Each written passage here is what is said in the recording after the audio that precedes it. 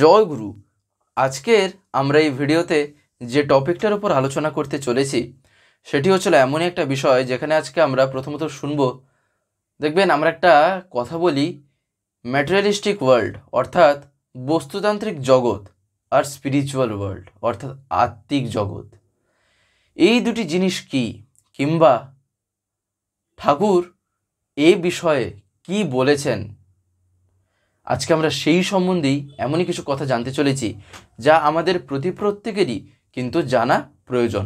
এবং তৎসহিত আমরা এই আলোচনার ভিতরেই একটা জায়গায় আমরা জানতে পারবো যে কথাটা পরম পূজ্যপাদ শ্রী শ্রী আচার্যদেবী বলেছিলেন, তা হচ্ছিল দেখবেন সন্তানকে 10 থেকে 12 বছর বয়স পর্যন্ত আমাদের এমন কি করানো উচিত যাতে কি হয় না, সেও তার জীবনে একটা না একটা দিকে কি করবে না, সে তখন এগোতে পারবে। কিন্তু সেটা কি এমন করাতে হয়, এমন কি করানো উচিত, তাই না? যেটা আমাদের প্রত্যেকেরই জানা দরকার। বিশেষ করে এটা আচার্যদেব বলতে পারেন এক দম্পতি গিয়ে নিবেদন করেছিলেন, তখনই আচার্যদেব এই কথাটা বলেছিলেন। তো সেটাই আজকে আমরা জানতে চলেছি। তো যাই হোক, আজকের এই আলোচনাটি এবার আমি শুরু করার আগে আপনাদের কাছে শুধু একটি কথাই অনুরোধ করছি, ভিডিওটিতে আপনারা সম্পূর্ণভাবে যুক্ত থাকার চেষ্টা করবেন। আশা করি দিলে আজকের এই যেই টপিকটি আপনারা দিলে নিঃসন্দেহেই বুঝতে পারবেন। আমরা ম্যাটেরিয়ালিস্টিক ওয়ার্ল্ড কিংবা স্পিরিচুয়াল ওয়ার্ল্ড এই যে কথাগুলো বলি, এই কথাগুলো বা এই শব্দগুলো এমনই একটা শব্দ, এর মিনিং, এর মানে যদি ঠিক না জানা থাকে তাহলে কিন্তু আমার চলনাও ঠিক হবে না। কেন? তার কারণ ধরেন স্পিরিচুয়াল ওয়ার্ল্ড মানে কি? সেই ওয়ার্ল্ড যেখানে স্পিরিচুয়ালিটি ভরে ভরে আছে, একদম সহজ ভাষায় যদি বলি। কিন্তু এই কথা হচ্ছিল স্পিরিচুয়ালিটি মানে আমার যদি এবারে না জানা থাকে তাহলে কি হবে, আমার পথটাও একটা কৃত্রিম হয়ে যাবে। আমি নিজের মতন করে ভেবে নিজে একটা স্পিরিচুয়ালিটি কিছু, তবে নিজেই আমি বলছি আমি স্পিরিচুয়াল ওয়ার্ল্ডে আছি, এইরকম একটা ব্যাপার, তাই না? তাই আমাদের এই কথাগুলির মানে যুক্তির মাধ্যমে, লজিক জেনে বলতে পারেন বোঝা দরকার, তাই না? যেমন একবার শ্রী শ্রী ঠাকুরের কাছে এই জিনিস নিয়ে আলোচনা করা হয়, এই বলতে পারেন বস্তুতান্ত্রিক জগৎ, আত্মিক জগৎ, অর্থাৎ যেটাকে আমরা বলে থাকি স্পিরিচুয়াল ওয়ার্ল্ড, ম্যাটেরিয়ালিস্টিক ওয়ার্ল্ড।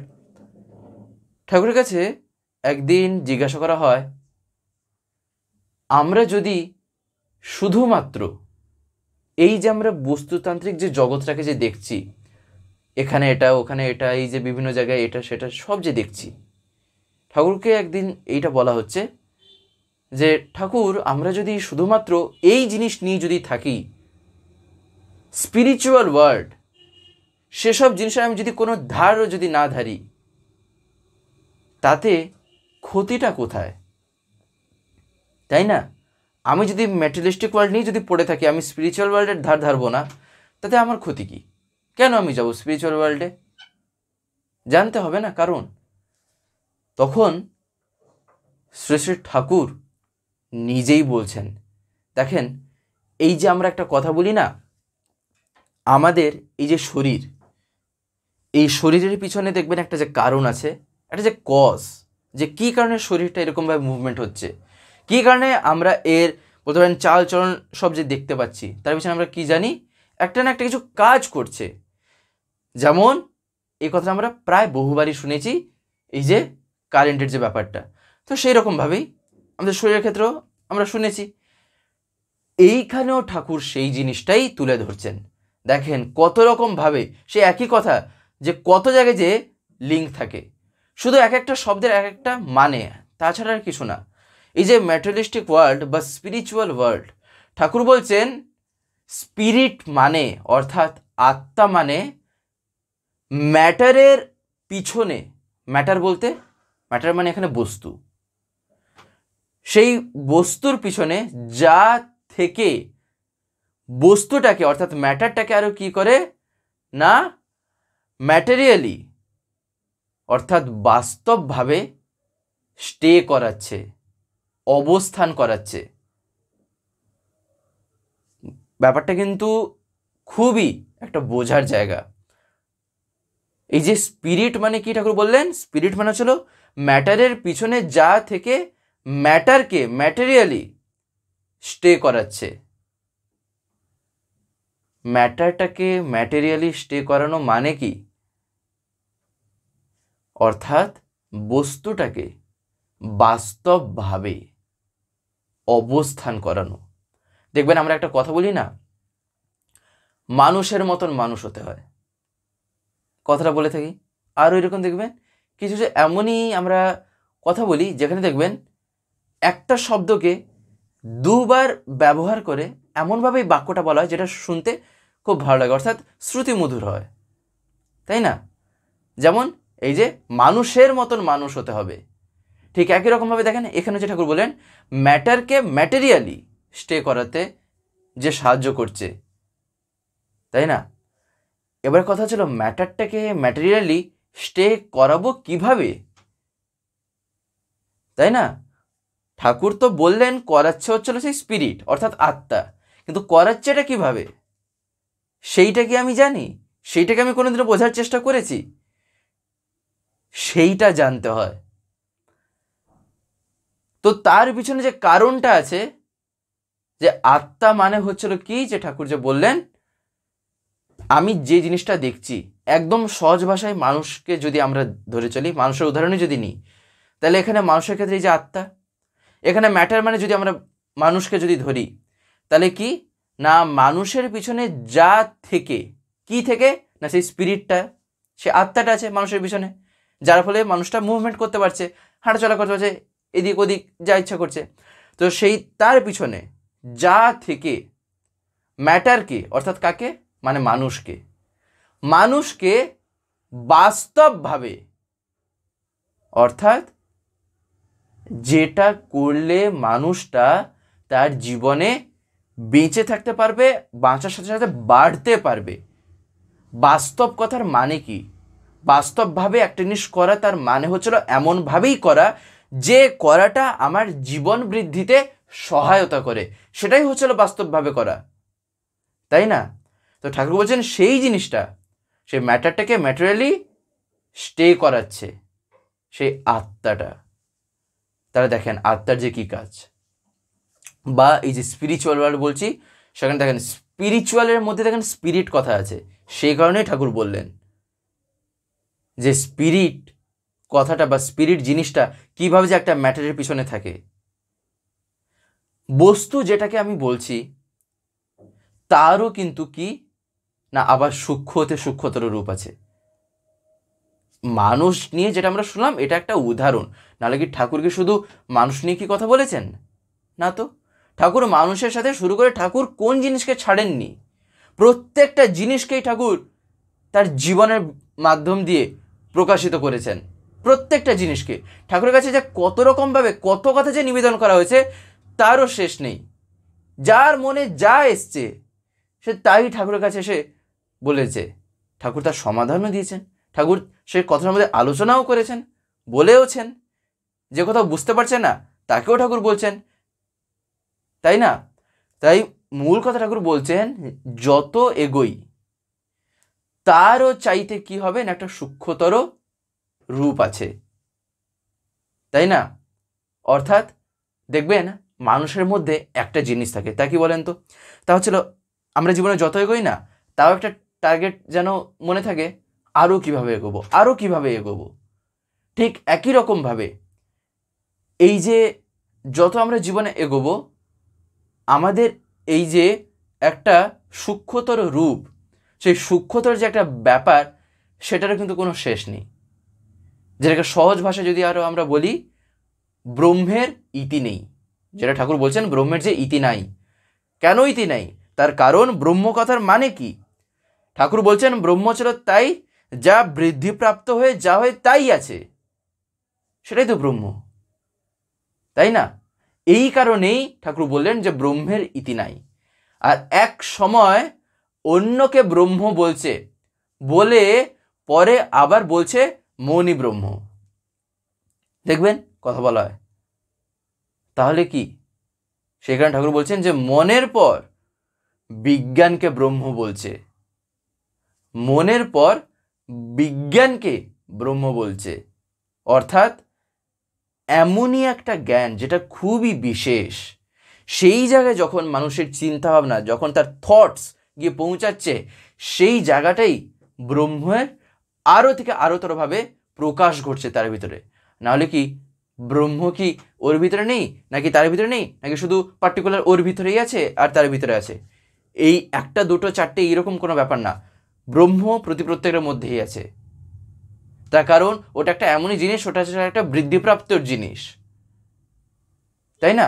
যেটা যত বাড়ে তত বাড়তেই থাকে, যার শেষ নেই। আবার দেখবেন ঠাকুর কি বলছেন না, এই যে প্রাণ, এই যে প্রাণকেও দেখবেন কি বলা হয়, ব্রহ্ম বলা হয়, তাই না? আর একটা যে কথা, অন্যকে যখন আমি ব্রহ্ম বলছি তখন আবার কি হবে দেখবেন, মনে হবে ওখানে তো শেষ নেই, তখন নিজের ভিতরে চিন্তা আসবে। এগুলো বলবেন খুবই সূক্ষ্ম ব্যাপার। এগুলো যজন যাজন ইষ্টবৃত্তি নাম ধ্যান যত করা যাবে, এই কথাগুলি কিন্তু তত হজম হবে, একদম পরিষ্কারভাবে, যেটা ঠাকুর একদিন বলছেন। তার কারণ নাম ধ্যান যজন যাজন ইষ্টবৃত্তি এগুলো সাংঘাতিকভাবে জীবনীয় সম্পদ। আমরা সম্পদ যে বলি না, জীবনীয় সম্পদ যদি বাস্তবিকভাবে জানতে হয় যে কোথায় গিয়ে যে বাস্তব সম্পদটা পাওয়া যায়, তা হচ্ছিল এই যজন যাজন ইষ্টবৃত্তির নাম ধ্যানের মাধ্যমে। এগুলো হচ্ছিল এমনই জিনিস, এগুলো হচ্ছিল জীবনকে ধরে রাখে।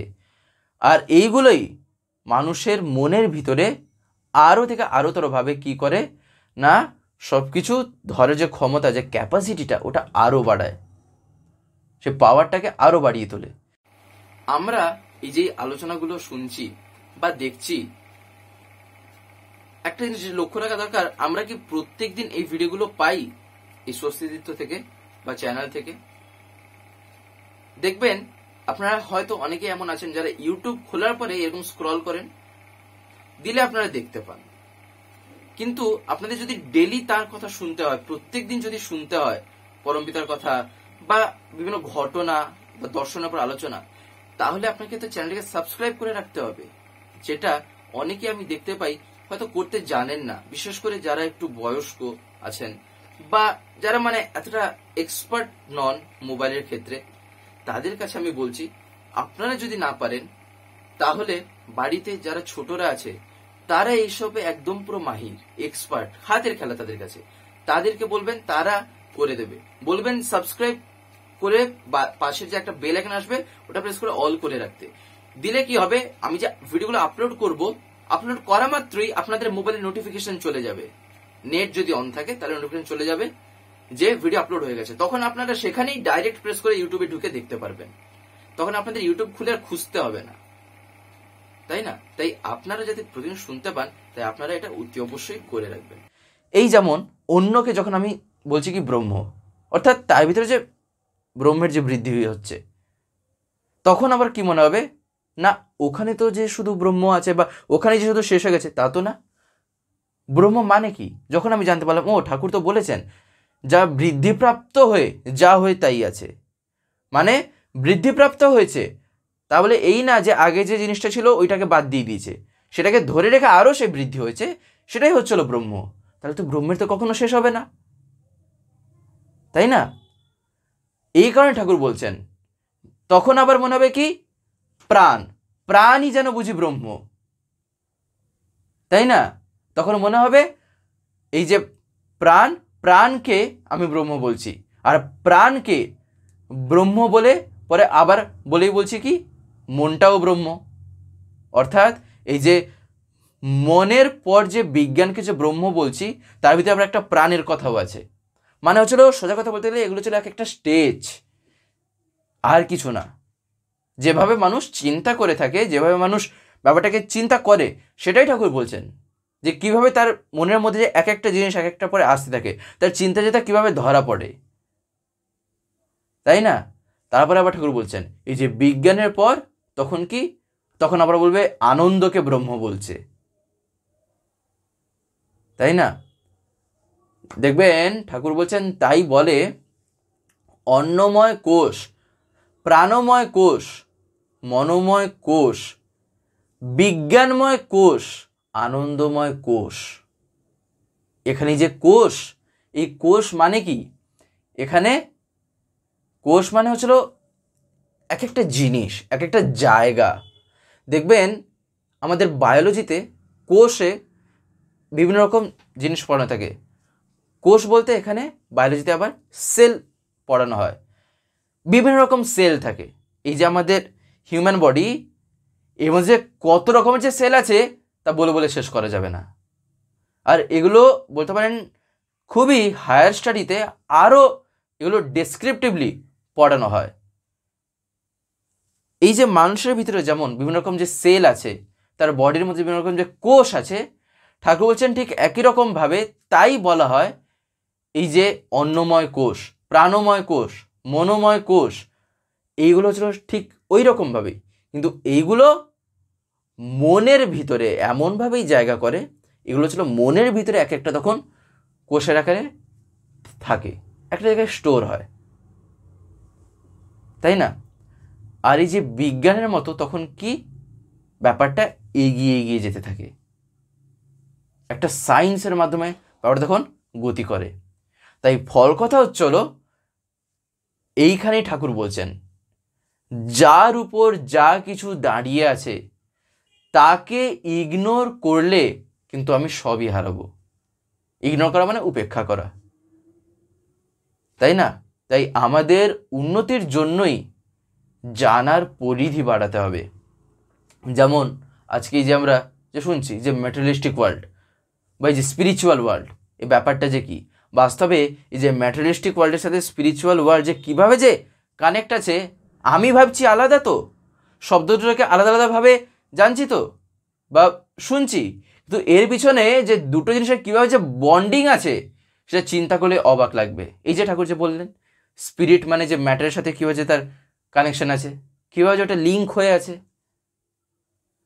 তাই আমি যতটুকু জানছি সেই জানার উপরে বেস করে, সেইটাকে ভিত্তি করে আরও জানাটাকে বাড়াতে হবে। এবারে তার যে কোনো জিনিসেই, সব জিনিসেই তা, তাই না? তাই কি, তাই এই যে ছোট ছোট ব্যাপারগুলো, এইগুলো প্রত্যেকের মধ্যেই কিন্তু বাড়িয়ে তোলা দরকার। ঠাকুরদেব বলছেন যে যতটুকু জানি সেইটুকুকেই সবখানি ধরে নিয়ে বসে থাকলে কি হবে, আমাদের ক্রমাদিগমনও খতম হয়ে যায় ওখানে। অর্থাৎ আরও যে আমি যে এগোবো, আরও যে আমার একটা জানার যে ক্ষুধা, সেটা তখন ওখানেই শেষ হয়ে যাবে। তখন মাথাটা তখন একটা নিরেট হয়ে যাবে, তখন মনে হবে সবই তো জেনে গেছি, সবই বুঝে গেছি, কিন্তু বাস্তবে যে আমি কিছুই বুঝিনি, এই বিশ্বব্রহ্মাণ্ডের যা আছে তার এইটুকুও বুঝেছি কিনা তখন মানে বোঝা যায় না। তার কারণ এমনই একটা অহং ভিতরে ঢুকে গেছে, এমনভাবেই আমি ওটাকে স্থান দিয়েছি আমার জীবনে, তাই না? যে কথাটা পূজ্যপাদ অবিন্দাও বহুবার এই কথাটা বলছেন, যে অহংকার একটা এমনই জিনিস মানুষকে যে কিভাবে পতনের দিকে নিয়ে যায় চিন্তাও করা যাবে না, তাই না? তাই এই যে ছোট ছোট জিনিস, এই যে ব্রহ্ম নিয়ে যে ঠাকুর যে এত কথা বললেন, এই যে ব্রহ্ম বাস্তবে কিন্তু এই যে প্রত্যেকের মধ্যে আছে, বা বলতে পারেন তার পিছনে যে আরও বিভিন্ন কথা, সেইগুলি কিন্তু আমরা সবাই কিন্তু তা জানি। দেখবেন শুনে এখন মনে হবে আশ্চর্যকর, আমি কিভাবে এত কথা জানলাম। তার কারণ হচ্ছে হলো এই যে এক একটা শব্দ যে আমরা শুনলাম না, এগুলো শুনে মনে হবে একটা বিশাল বড় বড় শব্দ, কিন্তু তার অ্যাপ্লাই যদি আমরা জীবনে দেখি না, দেখবেন তা আমরা অলরেডি করে বসে আছি। অর্থাৎ আমরা তা নিত্য ডেলি কিছু না কিছুর মাধ্যমে করে চলছি, এইরকমই একটা ব্যাপার। কিন্তু ওই করাটাকে তখন কি বলা হচ্ছে, জাস্ট একটা শব্দের মাধ্যমে ওটা এক্সপ্রেস করা হচ্ছে। এরকম বহু জিনিস আছে। দেখবেন পড়াশোনার ক্ষেত্রেও আমরা যদি দেখি, দেখবেন একটা সাবজেক্ট আছে সফট স্কিল। সফট স্কিল বলতে পারেন এগুলো গ্র্যাজুয়েশনে পড়ানো হয়ে থাকে। সফট স্কিলে তেমন কিছু যে একটা ব্যাপার, প্রথমে সফট স্কিল যদি কেউ শব্দ শুনে ঘাবড়ে যায়, তার কাছে মনে হবে এইটা আবার কী জিনিস, এইটা কী জিনিস, কিছু বুঝতে পারছি না। তখন মনে হবে এইটা জিনিস আমি পড়বো, এইসব জিনিস আমি পড়বো, আমি তো বুঝতেই পারবো না।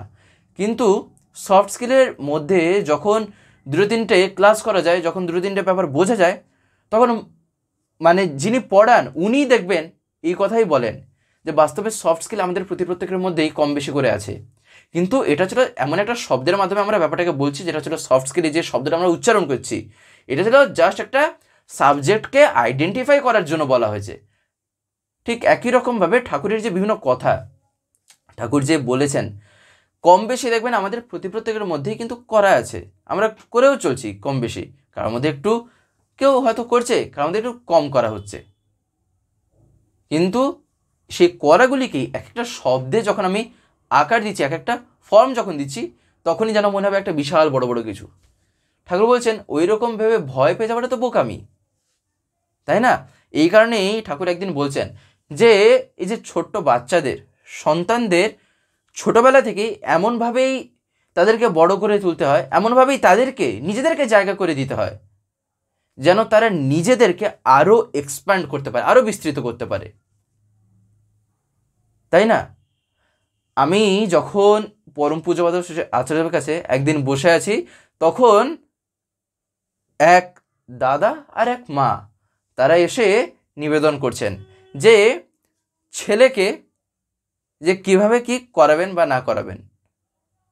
অর্থাৎ ছেলে বা মেয়ে ছিল, এই মুহূর্তে ঠিক মনে পড়ছে না, অর্থাৎ তার সন্তানকে তিনি নিয়ে এসছেন। তখন তারা এসে আচার্যের কাছে বলেন, আগে দাদা বুঝতে পারছি না সন্তানকে যে কিভাবে আর কি কোন কোন লাইনে বা কিভাবে কি যে দেব।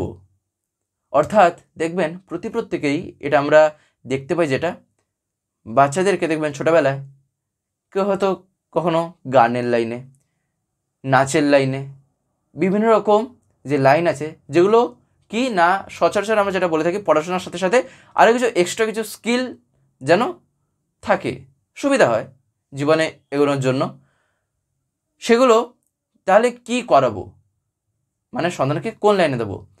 তখন আচার্যদেব বলছেন, দেখেন সন্তানকে 10-12 বছর বয়স পর্যন্ত পারলে, যদি কুলোয়, যদি ক্ষমতায় কুলোয়, সব রকম শেখানো দরকার। সব রকম লাইনে পারলে দেবেন, যদি আপনার কুলায়, ক্ষমতায় যদি ইয়ে হয় অবশ্যই দেবেন। তার কারণ আমরা কিন্তু জানি না যে ওর জন্য কোনটা ভালো, বা ওর ইনস্টিংক্টে যে কোনটা খাপ খাবে, বা ও কোনটাকে যে ভালোবাসবে।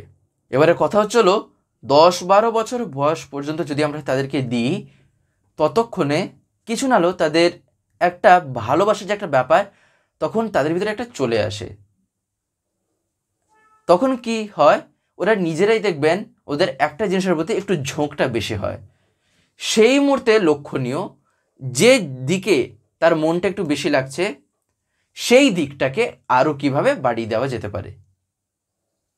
এইভাবেই কিন্তু ব্যাপারটাকে নিজেদের আমাদের বোঝা দরকার। এই যে আমরা জিজ্ঞাসা করে থাকি না যে কোন লাইনে দেবো, কীভাবে দেবো, আচার্যদেব এই কথাটাই তাদেরকে বলেছিলেন। আর তাকে বলা মানে কি, প্রত্যেকেরই এটা মাথায় রাখা উচিত, তাই না? তাই আমাদের চেষ্টা করা উচিত যেন আমরা প্রত্যেকটা যতটা লাইন আছে, যতটা কুলায়, যতটা ক্ষমতায় আমাদের কুলাবে, ততটা পর্যন্ত যেন আমরা দিতে পারি। দিলে দেখবেন তার যেটা ভালো লাগছে সে তখন নিজে তার একটা জায়গায় দেখবেন মন দেবে, একটা জিনিস তার করার একটা ঝোঁক বাড়বে, বুঝতে হবে তার মানে ওইটাও ও করতে চাইছে, ওইটার প্রতি একটা ভালোবাসা আছে। সেই লাইনটাকে কী করতে হয়, এবারে ওইটাকে পার্টিকুলার ধরে নিয়ে আরও ওইটাকে এক্সপ্যান্ড করে তুলতে হয় তার সামনে, তাই না? আমাদের একটা নতুন চ্যানেল খোলা হয়েছে, যার নাম হচ্ছে স্বস্তি পিওর ভেজ। অনেকেই অবগত আছেন বা অনেকে হয়তো জানেন না, যারা যারা নতুন নতুন দেখছেন, তাই জন্য আমি বলছি। সেখানে সম্পূর্ণ নিরামিষ খাদ্যাদি আপলোড করা হয়। এই ইউটিউবেই চ্যানেল আছে, দেখবেন স্বস্তি পিওর ভেজ। এমনকি ডেসক্রিপশনে আমি তার লিঙ্কও দিয়ে রেখেছি সেই চ্যানেলে। আপনারা অতি অবশ্যই গিয়ে চ্যানেলটিকে একবার দেখবেন। আশা করি আপনাদের দারুণ লাগবে, তার কারণ সম্পূর্ণ ঘরোয়াভাবে রান্নাগুলো পোস্ট করা আছে, তাও আবার নিরামিষের উপর, এমনকি পেঁয়াজ রসুন ছাড়া, অর্থাৎ no onion no garlic, pure veg. আপনাদের ভালো লাগবে, তাই আপনারা অতি অবশ্যই গিয়ে দেখবেন। এবং যদি ভালো লাগে তাহলে চ্যানেলটিকে অতি অবশ্যই সাবস্ক্রাইব করে পাশে বেল আইকন প্রেস করে অল করে রাখবেন। তো যাই হোক, আজকের এই ভিডিওটা এবার আমি এখানেই শেষ করব। শেষ করার আগে আপনাদের কাছে একটি কথাই বলবো, যদি আজকের এই ভিডিওটি আপনাদের ভালো লেগে থাকে তাহলে একটি লাইক করে দেবেন, সবার ভিতর শেয়ার করে দেবেন, কেমন লাগলেও নিচে একটি কমেন্টে লিখে জানাবেন। আর যদি চ্যানেলটিকে এখনো সাবস্ক্রাইব করে না থাকেন তাহলে অতি অবশ্যই চ্যানেলটিকে সাবস্ক্রাইব করে পাশের বেল আইকন প্রেস করে অল করে রাখতে একেবারেই ভুলবেন না, আরও এরকম বিভিন্ন নতুন এবং ইন্টারেস্টিং ভিডিও সবার আগে পাওয়ার জন্য। জয় গুরু, বন্দে পুরুষোত্তম।